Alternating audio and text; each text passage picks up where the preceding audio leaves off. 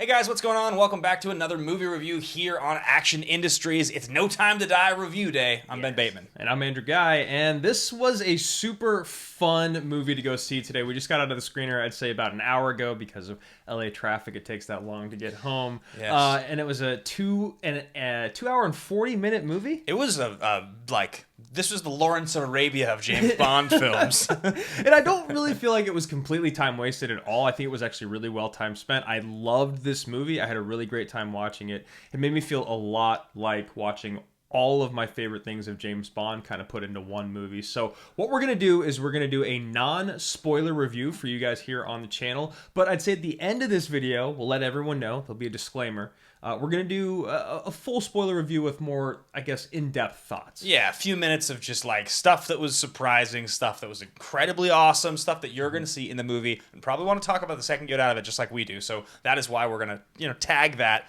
Tag is also the action guys, if you guys missed that. We're going to tag that at the end of the video. Sweet. But right now we're going to do a non-spoiler discussion of No Time to Die. I think the first thing I want to say about this is that this to me, even more than Black Widow, felt like actually the return of what I wanted in a movie theater. I have to say, even though I thought Black Widow was pretty awesome, and I know Shang-Chi is pretty sweet, for some reason, this was the movie that I wanted to see in a theater. Like, this was the one. They kept pushing it, and I kept being like, when am I going to get to see James Bond in a movie theater? Yeah, well, we've been waiting for this movie for what feels like years. I mean, Yeah. It literally has been like, maybe even 3 years since we heard it was announced when it started? Yeah, I mean, I know it was supposed to come out in the early part of the pandemic, so it's been over a year of delay on this movie. Yeah, no, I mean, since they started making it till now, we're actually finally getting to see it. I feel like it's been this arduous journey. Maybe 3 years is a little long. No, you might actually be right, because I can remember talking about it on Movie Talk over at Collider when news was breaking about this movie, and like Danny Boyle was supposed to be on making this movie. Remember we were talking about that? Yeah, I was really excited about that. But that being said, the person who did direct this movie, in Cary Fukunaga, we love. He's so sweet. He's so great. He's a beautiful visual storyteller, and I love the darkness that he brings to the projects that he works on. So the cast of this movie, I thought, was actually pretty perfect all the way through. The players that we get in every single one of the James Bond movies always do their thing, and Ralph Fiennes and Naomi Harris and Ben Whishaw. Yep. And then obviously Daniel Craig. But the new additions to this movie, and Lea Seydoux, who's been in it before, Seydoux. Who's been in the... I think you had it right the first time. Did I think so. You covered it both ways in case one was wrong. I'm pretty sure both of them were going to end up being wrong. I really love her coming back as Madeline Swan. Yeah, it was interesting when the movie started because honestly, it's been so long. I never rewatched Spectre. I know you and I were not fans of Spectre, and so I remember her in Spectre like a little bit, but like her being in the movie as it opens and being there and being the love interest, I was like, oh, wow, she's still a major part of this story. I guess for some reason I didn't see that coming. And she holds her own. She actually does a really nice job in this movie. Classically not the biggest Lea Seydoux fan, but I really liked her here. Yeah, I agree. I mean, I don't dislike her in anything, but I thought she really stood out in this movie, and I thought she had a really great range as an actress.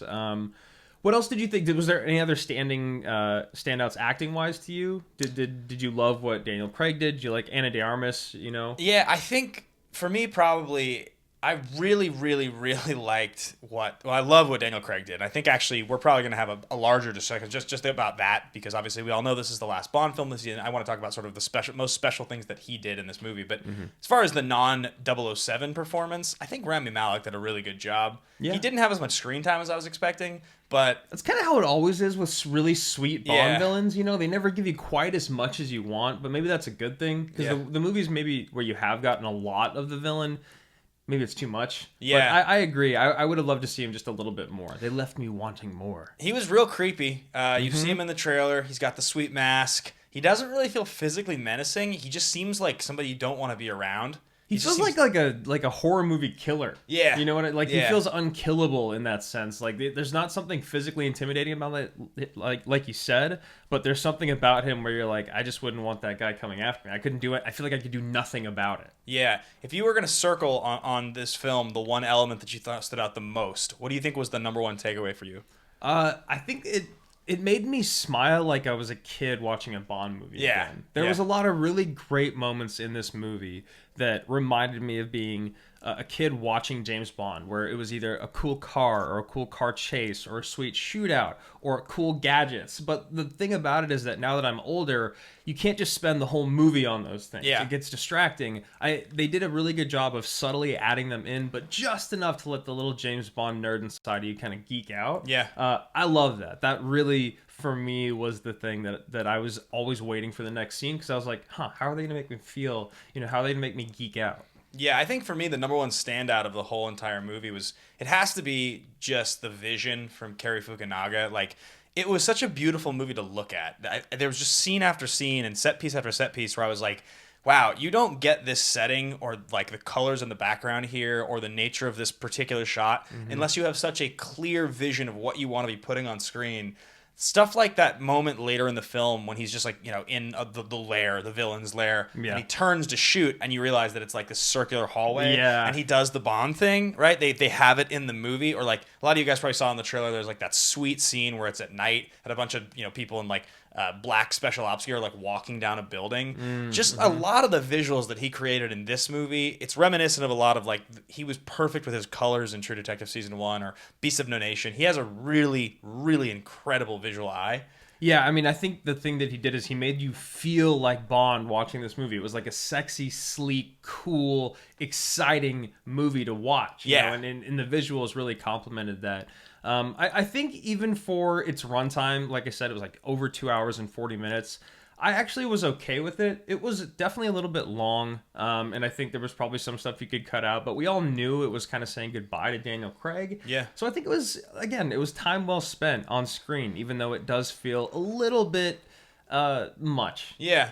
I think let's dive into Craig here, because for me, when I watched the movie, a lot of our friends got to see this film yesterday. The nature of critic screenings for this stuff, it's all just about your availability, and neither of us were available, so thank God they had another screening for us. But one of the things that a lot of the early reviews that had come out were saying was that this is a great performance by Craig, the best 007 performance by him in the franchise, and I would agree. I think he was pushed.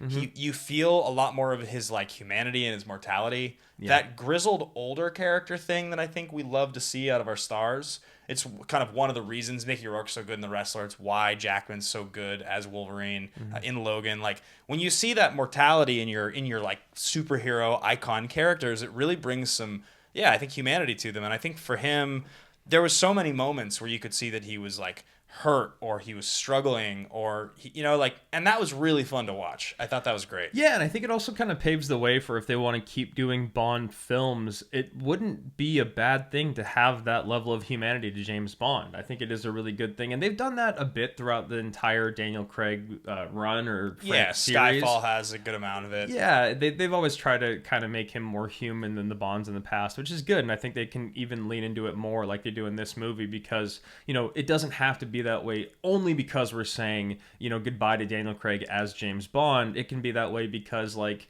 whoever carries on this title, if it does continue or with a new James Bond relaunch, reboot, maybe it's like the beginnings of, I think the best parts about James Bond can be why we love him as a person and then watch him kick ass. Yeah, for sure. I think they announced in the last couple of days that the search for the next James Bond will be starting fairly soon.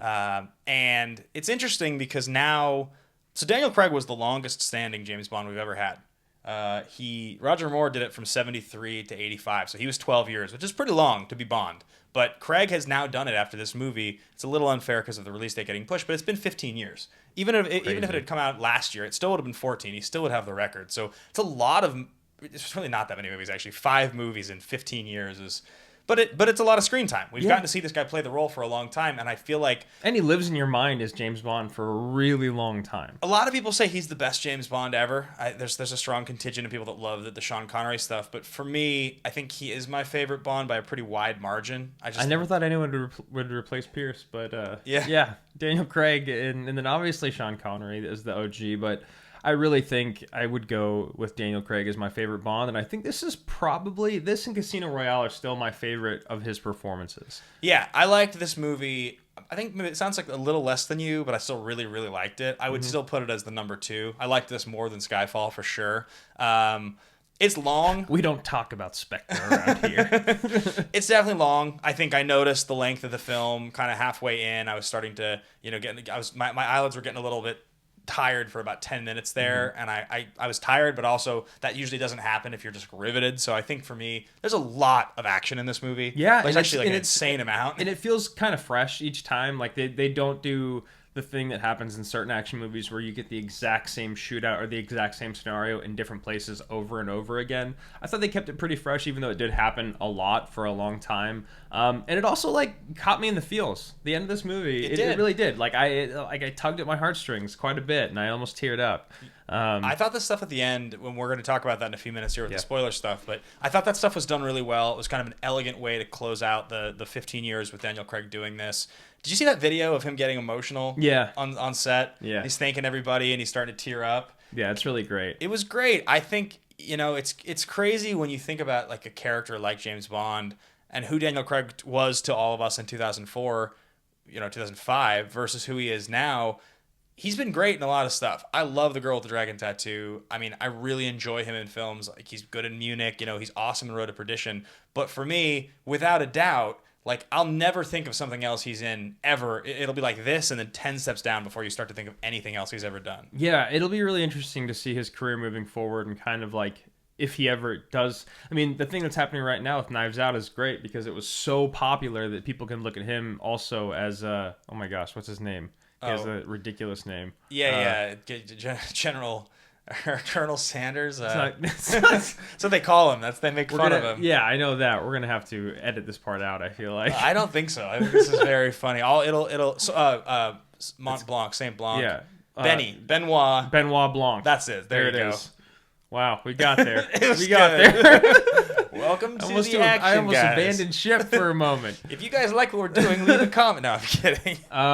Anyway, so I think the one thing that we could talk about, the last thing we can talk about before we get out of here, spoilers-wise, or non-spoilers-wise, is that I think that the story was a little convoluted. I did get a little lost. It was long, and I think when movies are that long, they have to have a really, really tight story, and I think this got loose at certain moments. Yeah, there's definitely... because the last several Bond films have played with this idea that there's a deep, dark history with Bond and Spectre and Blofeld and some stuff from his past that's secretive and other characters that play into that, which is kind of a theme with Bond in history. There is definitely some sort of like destructive device that Bond has to try to stop. But both of those two things, what the device was and how it worked, and also the background with like family and all lineages, it was a little tough to follow. I honestly, if you asked me to explain to you how it all worked right now, I'd probably struggle a little bit. I'd probably get like an 80% on a test, I feel like. Yeah, for sure. I think probably the other biggest criticism of the movie for me, I mean, aside from it just being a little bit hard to follow, probably would be that I thought the last third of the film was a little bit too much superhero Bond. He just was basically... It was like playing Bond in a video game. He was just basically running around with a gun, took out like 50 people, all shooting at him, never took a single bullet, just kills everybody. That's what Bond's all about, man. That's about him being a one-man killing machine, a one-man army, and he's talking to Q the whole time. It did feel like being a kid playing the video game. Yeah, for sure. It really did. But for some reason, I kind of loved it. I mean, I think Lashana Lynch did a great job. I would give her a chance at whatever would come next, maybe in the series, if they could do something like following this. Or I have no idea what the plan is. I know that they're saying they're looking for a new James Bond, but I'd like to see more of her. I think she was good. I don't think they gave her enough time for her character to like truly develop on screen. I think she was there to be more of like a playoff of him as James Bond and like the new 007. That's kind of how I feel, but I think I'd want to see more of her and with her given a bit more. I think oddly enough, whereas usually in the Bond films, it's the Bond girl who kind of gets she gets the most screen time. It feels like actually in this case, the former Bond girl, Lea Seydoux, of the three female characters in this film, the least significant ones that had a major part, because obviously Moneypenny's in there as well, but Lea Seydoux got like a pretty good amount of screen time and story, whereas Lashana Lynch and also Ana de Armas, who we've barely talked about, they're in it, but they don't really get a lot. They just get to be tough and badasses. I mean, Ana de Armas is just amazing. Yeah, she was like, it's almost like a cool cameo role. Yeah. I mean, I think I heard the role was written for her. They just added a character to the movie so they could have her in it. Yeah, and now that I've watched the movie, it totally makes sense. And I was wondering that before because I was like, how could they just add in a character? I thought she was going to be like a major pivotal plot point throughout the entire movie, and I was like, that just doesn't make any sense. But now after seeing her in it, it's great, and I think everyone will really enjoy it. So last conversation in the non-spoiler section, they're going to look for a new James Bond. And you know, there's been lots of conversations over the years as far as like what direction to go. People have their criticisms. So I mean, you have the one camp, which is Lashana Lynch, as we all know because it was reported, is 007 in this film. She has the title. Yep. So there's one option, right? You go completely different, right? You female James Bond in some variety. You could go there. Option 2 is you just go with the classic British white guy. There's lots of them. There's tons and tons of James Bonds that have been that. And if they want to stay true to the origins, then that's what they do. Or Idris Elba, who's been linked to the role forever, ever and ever and ever, you go with a black James Bond. Those are, or somebody who is not white. I guess he's just the most popular option in people's minds. Which of those 3 options do you think you'd be the happiest with? I really don't know. I mean, I think it's honestly just someone that can do a good job doing kind of what Daniel Craig did, which was be a badass, but also be a human on screen. It'd be cool to see some diversity in James Bond as long as it's there for the right reasons, you know, and the right person is cast. Like, I think Idris Elba would have been an amazing James Bond, but I also feel like that was so long ago when it felt like he would actually do that, and now he's gotten a lot older. Yeah. You know, the guys that they've talked about, it feels like really... it's like not very exciting.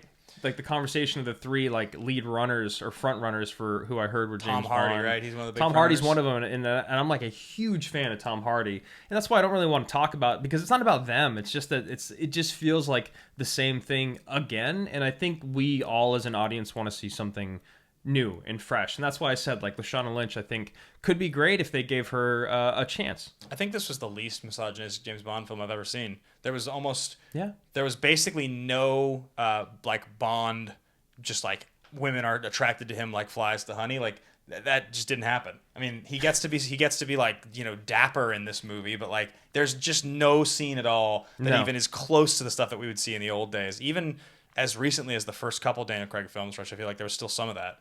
Yeah. I mean, times have changed, and I think it's good that filmmakers have evolved with it. Yeah. So, guys, we're going to get into a full spoiler discussion right now about some of the stuff we saw in the film. If you've liked what we're doing here, be sure to leave a comment below. Are you excited to see this film? Did you see it? Did you love it? Do you agree with us? Do you know what the hell's going on with the plot and the family lineage? We'd love to know. Be sure to hit subscribe. And like the video. And, of course, that little notification bell you guys see right there will let you know whenever we go live, which we do all the time. Post trailer reactions, movie reviews, all kinds of good stuff there. So hit those. Let's get into it. We're going to give you guys a 5, 4, 3, 2. Spoilers. All right. Spoilers. So James Bond dies. How do you come back from that? yeah. I don't know. That's kind of like you can't just make a new James Bond unless you do like an origin story, and then if you do, all the actors that they've kind of talked about, I feel like are too old. Yeah. Right. And then because James Bond his origin story can't start at 40. Yeah. At least I feel like it can't. I feel like the only way to come back from it is, I mean, okay. He's got to be gone. That version of James Bond has to be gone. No, not necessarily. Yes, we know that. Have you seen The Rock? Missiles hit the island, and Mason gets vaporized. So he just survives, and he's a different actor. Yeah, it could work. I don't think so. I think it was a really bold move, though, and an interesting choice. The other thing too that I called it. You really? I called it. I'm pretty sure in one of our trailer reactions. Oh, interesting. A long time ago, I was like, I think they just killed James Bond. I wonder if they just do it. Because the other thing is that Felix Leiter, who has been in the franchise, I think all the way dating back to maybe even Dr. No, but I'm pretty sure he's in Russia with Love. But he goes back to the very beginning. I think Jeffrey Wright's like the 5th or 6th person to play him. He also died. We saw him die. Yeah. So if you're going to go and you're going to try to reboot James Bond, it kind of feels like you have to start fresh. And in some ways, weirdly enough, Casino Royale actually feels like that was the movie.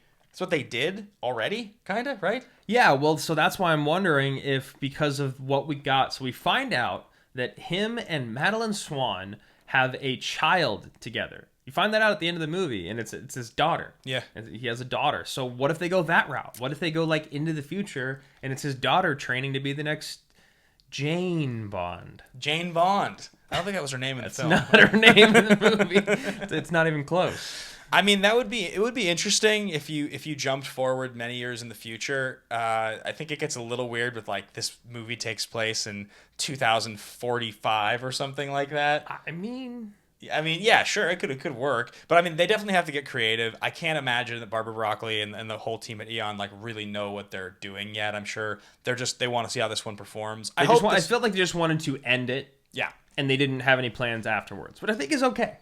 Right? Like, because whatever does need to happen next does need to be new. Would you want to see Carrie come back and reboot it?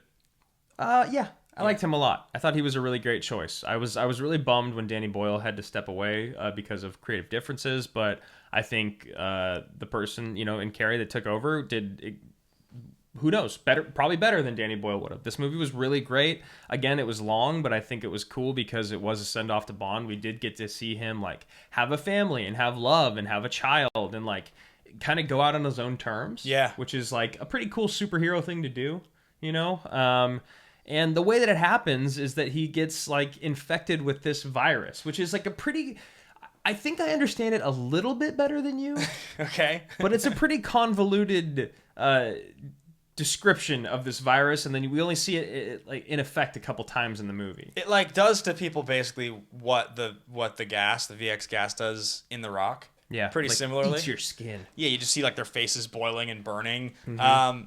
I mean, my sense of it was that like it's this virus that is designed to take out people that like share or obviously the opposite don't have certain DNA strand. Mm-hmm. Right, that's like how it works basically. So it targets DNA and then it sends out nanobots. So it's not actually a virus, but they're nanobots that can't be like affected by EMP or by anything. They're just like indestructible nanobots. They're completely irreversible. Once they happen, whatever they're going to do, it's inevitable. So that's what Rami Malek is like weaponized, and he's got this, of course, his like Russian doctor, because that's what you always have in James Bond movies. You go back to Boris and Goldeneye, and you go back to tons of other iterations of this situation, and I think it's hilarious. But that happened. But they essentially they just infect you and then kill you. They like eat or destroy your cells, and they're nanobots, and you can't get rid of them.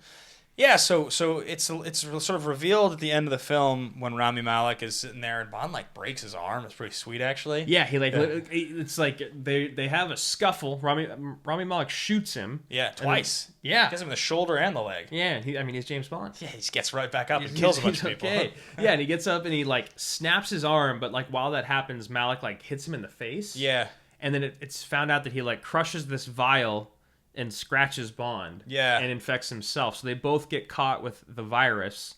And I'm pretty sure, and this is again, right? So it's like, it's even in this, we just finished this movie, and it's like, I think the virus was only to kill Madeline and the daughter. I'm pretty sure it was only if he came in contact or touched them or the virus got to them. Doesn't he say something about the lipstick?